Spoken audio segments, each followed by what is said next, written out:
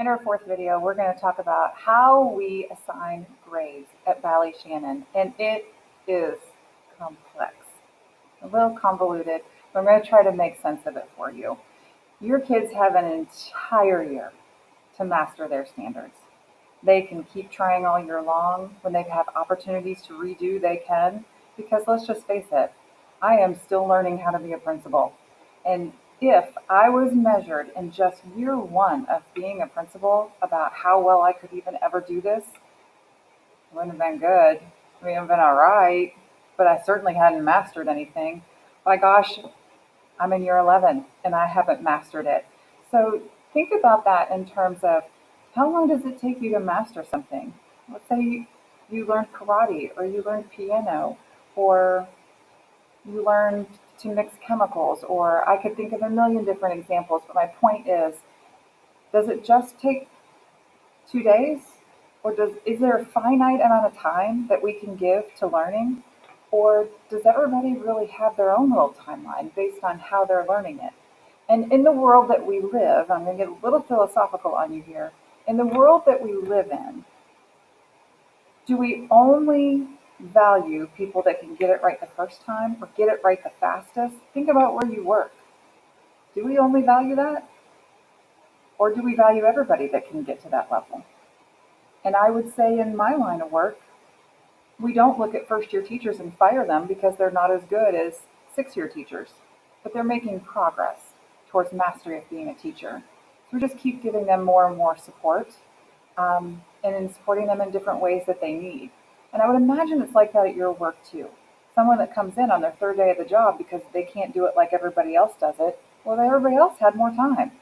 So that's kind of the idea behind standards-based grading too. It's going to take us the full year, and we're only going to bite off what we can handle in a year, and what we present in a year is what we think should be able to be mastered in a year. It might take you 3 months, it might take you 6, but it might take you 10, and that's okay. So in order to determine our grades, this is where it gets confusing. And if at this point is where I lose you, just turn me off, and I'll explain it again a million other times this year to try to make sense to you. So the first thing I want us to think about is, I should have put my arrows in here because I'm really going to trace along here. I can't believe I didn't put my arrows. Shoot. Okay, we're going to start with a course.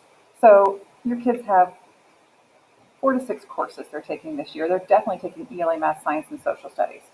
So let's think about science, because we looked at science in a previous video.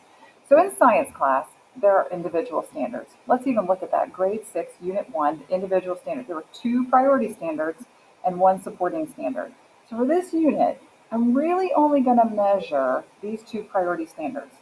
And what I'm going to do is I'm going to give a lot of formative assessment over time for each one of these priority standards, but maybe I'm going to summatively assess several times. So let's say I give my first summative assessment where I'm like, this is it, it's game time. Can you perform? And the student gets a 2. And then I give another summative assessment. They get a 2.5. I give another summative assessment, and they get a 3. And I give another summative assessment, and they get a 3. And I give another summative assessment, and they get a 3. And they've got 5 summatives. They probably have 100 formative assessments, all their practice. But their summative assessments, they've gotten a 2, a 2.5, and 3 3s. So now I've collected these grades for just that standard. And so you think, so what's the grade? Do I average them all together? Do not average them all together, because that wouldn't be growth over time. My preference is to do the most recent score, but my preference did not win out on the committee and it didn't win out with research either. So we are using I'm losing my words. We're using a decaying average for the district this year, and really all that means is for that standard, when I've got my 2, 2.5, 3, 3, 3, I use those scores in my most recent score. So that 3 at the top counts the most. The next 3 down counts second most. The next 3 down counts third most, but each time it counts a little less. So the math is basically 1 is 65% or 67.5% for the top one, and then we kind of split it in half all the way down. So we take the top 3 scores. So in this case, this kid would have a 3 because their last 3 scores were 3s. And that 2 and that 2.5, when they summatively assessed in the beginning, those wouldn't count towards their final grade.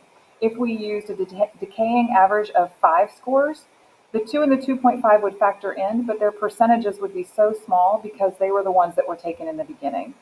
So that's how we do a decaying average. So then we have that adjusted score for that standard. So maybe that priority standard now for a kid is 3. Not, you don't have a 2.5, 3. You just have a 3 for that standard. And so we do that for every single standard. So if I go back to that science unit, if we were doing a report card, let's say that for this top standard, the student had a 3. So let's say for the next standard, the student had a 1, a 1, a 1, a 2, and a 2. So their 3 most recent scores were a 2, 2, and a 1. So they're going to get an average somewhere 2 point something. I cannot do math in my head that quickly. So let's just say they're going to have a 2.3. So they had a 3 up here. They had a 2.3 here. Now we're going to try to figure out their scores.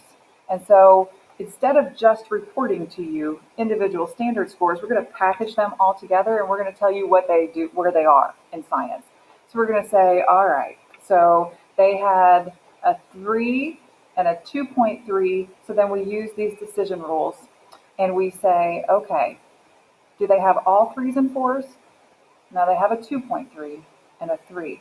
So they definitely don't have an A.